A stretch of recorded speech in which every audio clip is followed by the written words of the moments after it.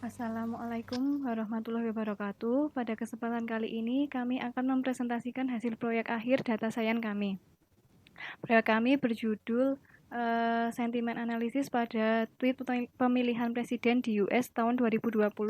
Kami menggunakan algoritma Bayes.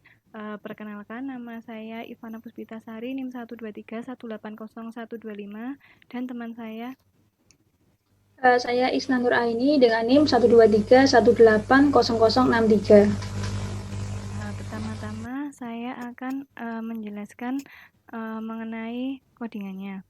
Untuk library yang kami gunakan ada Twitter R, RTweet, TM, WordCloud, E1071, Gmodel, Tidyverse, Tidytext, ggplot2, Gmodel, RStem, sentimen, dan karet. Kami scraping data dari Twitter. Pertama-tama kami membuat app Twitter developer untuk mendapatkan API key-nya. Lalu dituliskan pada di sini menggunakan yang ditulis ada akses URL, customer key, customer secret, akses token, dan akses secret.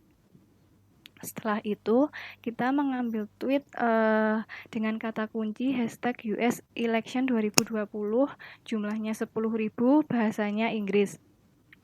Setelah dapat datanya, kita masukkan ke file Excel yaitu uselection2020.csv.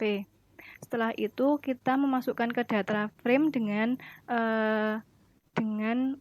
read.csv uselection2020.csv. Setelah itu, kita melakukan preparation datanya.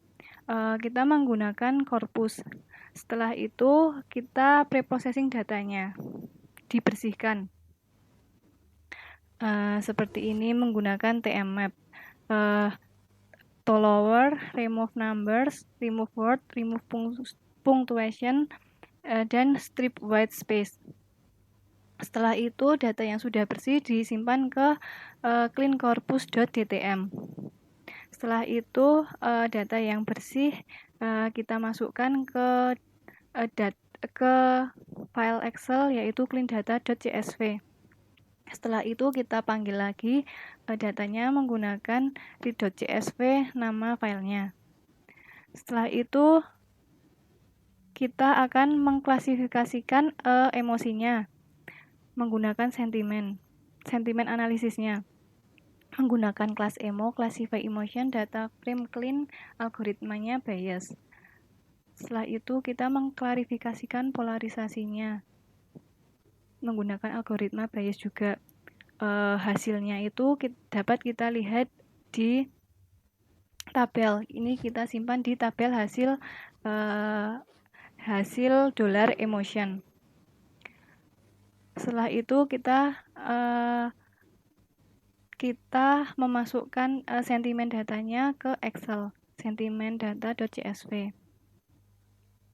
Setelah itu kita dapat melihat datanya, emosinya tadi.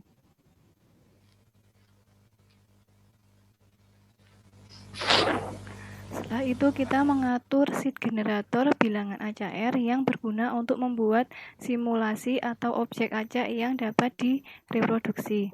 Seperti ini. Kita dapat melihat tipe datanya, lalu menampilkan semua tweet yang kita mining. Setelah itu kita melakukan preprocessing data untuk dibawa ke algoritma naive Bayes-nya. Untuk penjelasan codingan yang lain akan dijelaskan oleh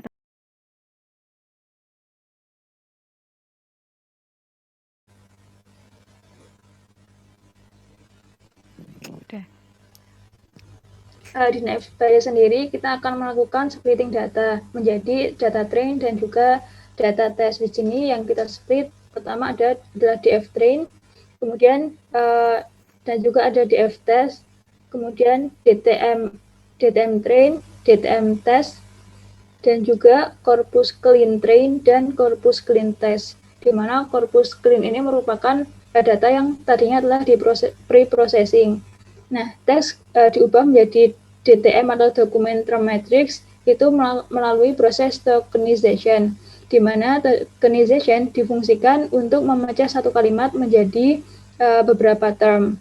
Nah, term ini dapat berupa satu kata, pasangan kata, dan seterusnya, pasangan dua kata maupun seterusnya. Nah, kemudian dengan fine frequency terms atau fine frag terms, kita bisa melihat frekuensi kemunculan kata dari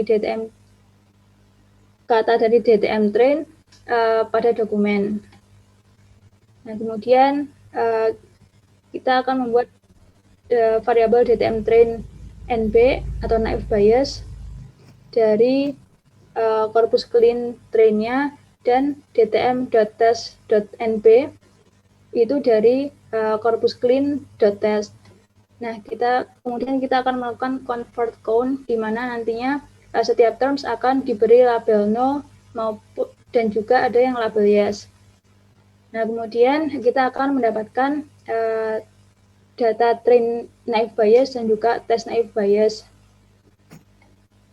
Nah, selanjutnya saya akan menjelaskan mengenai Shiny yang telah kami buat, di mana library yang kita pakai itu adalah Shiny Dashboard dan juga menggunakan library Shiny sendiri.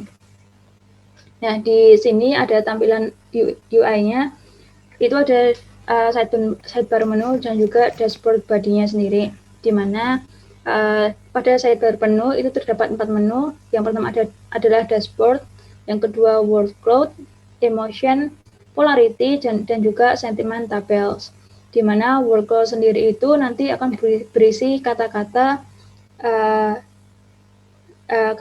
di mana jumlahnya nanti akan sesuai dengan inputan yang telah diinputkan melalui box control. Nah, kemudian ada juga emotion yang merupakan plottingan daripada sentimen emotion.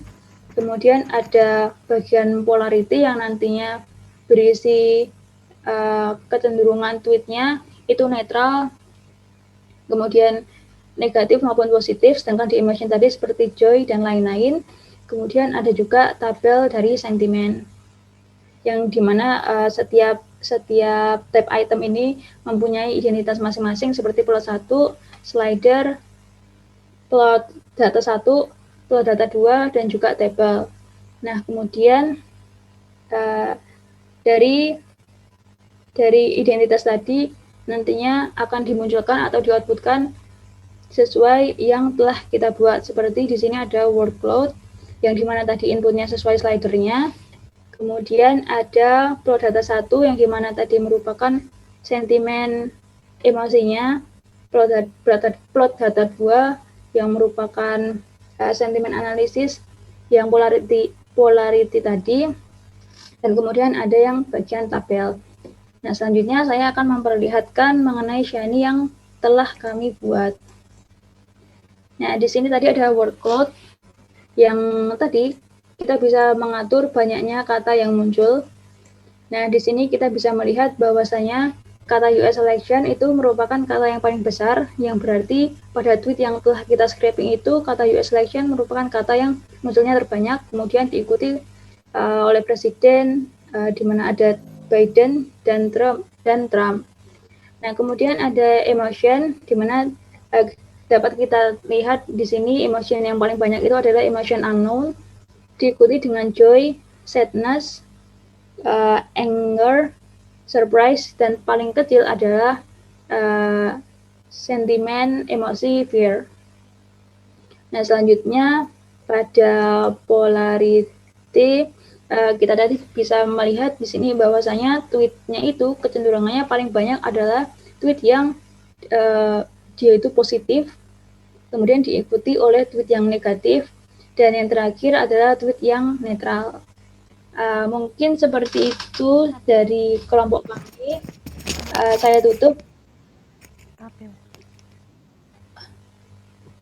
Oh ya, sebelumnya mungkin kita lihatin dulu di mana tabel yang tadi kita akan yang berisi data yang telah ada sentimennya. Di sini kita bisa tahu data korpus yang telah dibersihkan. atau di pre-processing, kemudian ada juga emosinya sehingga muncul di sini ada yang unknown, ada yang joy, sadness, dan yang terakhir adalah polarity-nya, di mana dia akan mengelompokkan suatu tweet apakah masuk ke dalam positif, netral, maupun negatif. Mungkin sekian dari kelompok kami. Apabila ada kesalahan kami minta maaf. Saya tutup. Wassalamualaikum warahmatullahi wabarakatuh. Waalaikumsalam warahmatullahi wabarakatuh.